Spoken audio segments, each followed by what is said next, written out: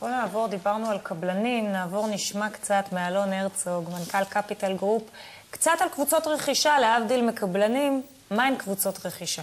קבוצות רכישה הן בעצם שיטה נוספת לרכישת דירה, שיטה שהתפתחה ב10 שנים האחרונות, התפתחה מאוד ותפסה המון תאוצה. להערכתי היום בתל אביב כ-40% מהבנייה היא על ידי קבוצות רכישה, ומה שקרה בשנים האחרונות זה שהצורת רכישה הזאת יצאה קצת לפריפריה, והיום אנחנו רואים קבוצות רכישה במקומות כמו חדרה, כמו חיפה, כמו באר שבע, מקומות שעד לפני 5 שנים לא הכירו את הדבר הזה. מהי בעצם קבוצת רכישה? אנחנו שמענו רגע על חוק המחר, אולי ננסה להסביר לצופים שלנו קצת מה זה קבוצת רכישה. הדרך הכי פשוטה להסביר מה זה קבוצת רכישה זה סוג של בני ביתך רק ברבים. כמו שאת הלכת וקנית קרקע ובנית לקחת את האדריכל ובנית בית, זה בעצם מה שעושה הקבוצה, רק בגדול.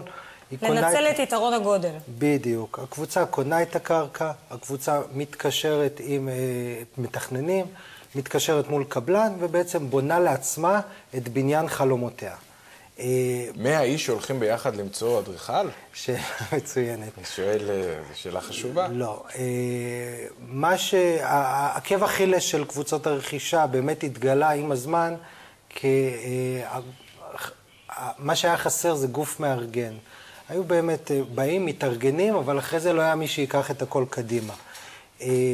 והנושא הזה של גוף מארגן הוא סדר מאוד בשנים האחרונות, בעיקר מול רשויות המס, שפעם די מנעו את זה, והיום זה ניתן לעשות את זה. יש גוף מארגן שהוא זה שמלווה את הקבוצה, הוא זה שממליץ לחברי נציגות מטעם הקבוצה איך לפעול, מה לעשות, מול איזה קבלן להתקשר, הוא בעצם מלווה את הקבוצה עד מפתח. איזה פלח שוק? איך היית מגדיר את האנשים? זה כל אחד, זה מחליף זאת אומרת, זה עוד שיטה, אמרת 40% בתל אביב, מספרים די מדויקים, זה אומר שבעצם במאזן הכללי, בין המחר הרגיל, לבין הקבוצות יש די בלנס בתל אביב, אנחנו יודעים איך זה באמת זולג כמו כל שאר הטרנדים. זה החליף בהרבה מקומות, אני חושבת, קבלנים. זאת אומרת, בהרבה מקומות קבוצות רכישה הפכו להיות טרנד יותר חזק מאשר לקנות מקבלן. מי מטפל אבל בבירוקרטיה? יש הרבה עבודה בדבר הזה שאתה מתאר פה. אני אתחיל מהשאלה הראשונה. קודם כל, תראה, כשאנחנו התחלנו, אז באמת 90% מהרוכשים היו משקיעים שרצו דירה נוספת.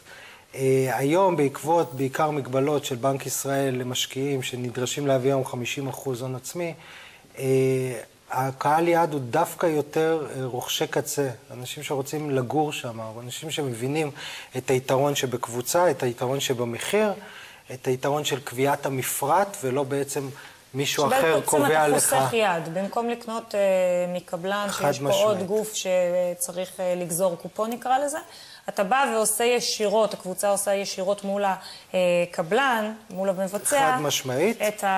את העסקה. חד משמעית, זה לא מתאים לכולם. עוד פעם, אני מסתכל על זה כמו יבוא אישי של רכב, לא כל אחד שרוצה רכב הולך ועושה יבוא אישי. זה מתאים לאנשים שיש להם טיפה יותר אוויר, טיפה יותר סבלנות, מוכנים לדברים קצת פחות צפויים, אבל לצד זה מקבלים יתרון מאוד מאוד גדול במחיר.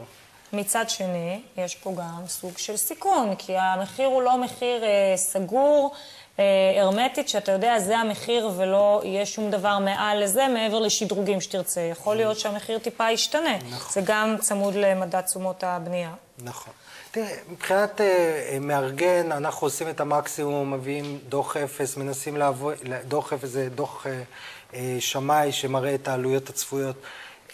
מביאים הצעה מקבלן שתתאים לתקציב שלנו.